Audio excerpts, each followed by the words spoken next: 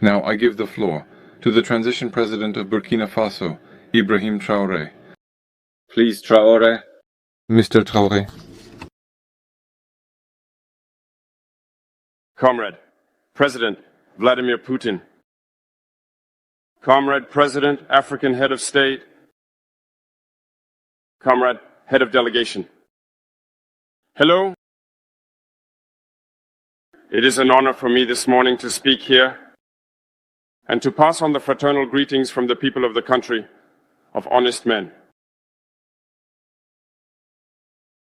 This is also the place for me. First of all, I want to give thanks to God Almighty, who has allowed us to gather here this morning in good health to talk about the future and the well-being of our peoples.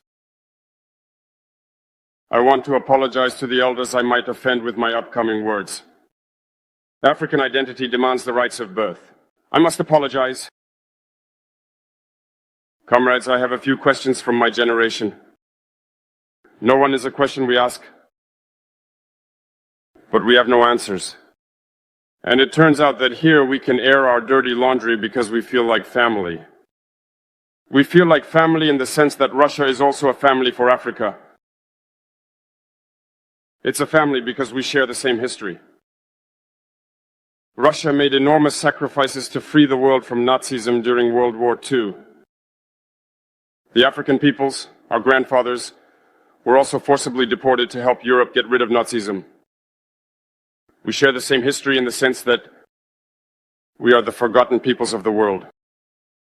Whether in history books, documentaries, or films, we tend to overlook the significant role that Russia and Africa played. Right now, we are here to talk about the future of our peoples, of what will happen tomorrow, of this free world we aspire to, a world without interference in our internal affairs. We have the same perspectives, and I hope this summit will be an opportunity. So, to be able to build very good relationships for a better future for our peoples. The questions that my generation is asking are the following. If I can sum it up, it's not understanding how Africa, with so many riches beneath our soil, with a generous nature, of water, with abundant sunshine, Africa is today the poorest continent. Africa is a hungry continent. And how is it that our heads of state are traveling the world begging? Here are some questions we are asking ourselves and for which we still have no answers. We have the opportunity to weave new relationships. And I hope that these relationships can be the best to provide a better future for our people. My generation also asked me to say that because of this poverty, they are forced to cross the ocean to try to reach Europe. They are dying in the ocean. But soon, they won't go across because they will come in front of our palaces to seek their daily bread. As for Burkina Faso, today we have been facing for more than 8 years, in the form of protest, the most barbaric, the most violent form of neocolonialism, of imperialism. Slavery still seeks to impose itself on us. Our ancestors taught us one thing well. The slave who is unable to take on their revolt does not deserve anyone to pity their fate. We do not seek pity for our fate. We do not ask anyone to pity our fate. The Burkinabe people have decided to fight against the hypocrisy that hinders their development. In this struggle, brave peoples, brave populations have committed themselves to take up arms against terrorism, what we have indeed called the VDP, the volunteers. We are surprised to see the imperialists label these VDP as militias and all sorts of things. It's disappointing, because in Europe, when people take up arms to defend their homeland, they are called patriots. Our grandfathers were deported to save Europe.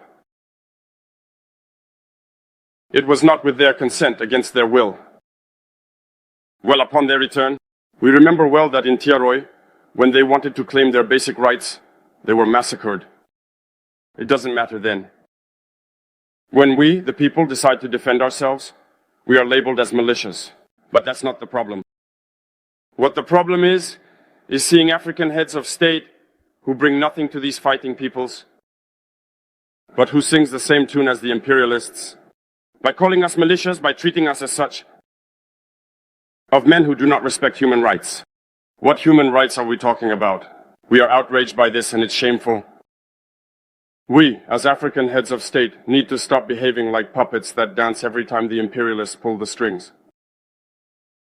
Yesterday, President Vladimir Putin announced the shipment of grains to Africa. We are very happy. We thank him for that.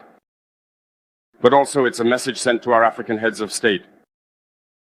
Because at the next forum, we won't have to come here without having ensured, for those who are not familiar with the war, the food self-sufficiency of our peoples, we need to learn from the experiences of those who have already achieved this in Africa, to build good relationships here, and to forge better ties with the Russian Federation in order to meet the needs of our populations. I won't take too long, the time is limited and very short.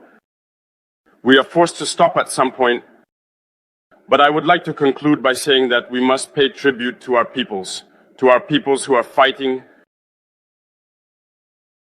Glory to our peoples, dignity to our peoples, victory to our peoples, the homeland or death will conquer us. Thank you, comrades.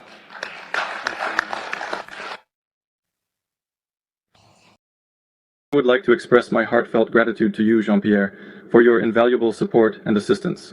Your help has been truly appreciated, and I am sincerely thankful for everything you have done. I would like to draw your attention to the issue of Russia regarding Nazism.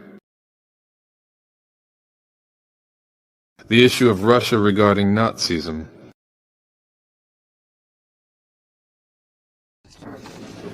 In the interests of the whole world to free people, Nazism. The struggle against apartheid and colonialism is not fought solely in the interests of Africa. This struggle leads to results that improve situations all around the world.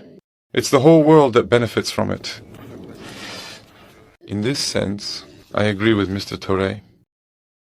It reminds us of what happened during the Soviet era.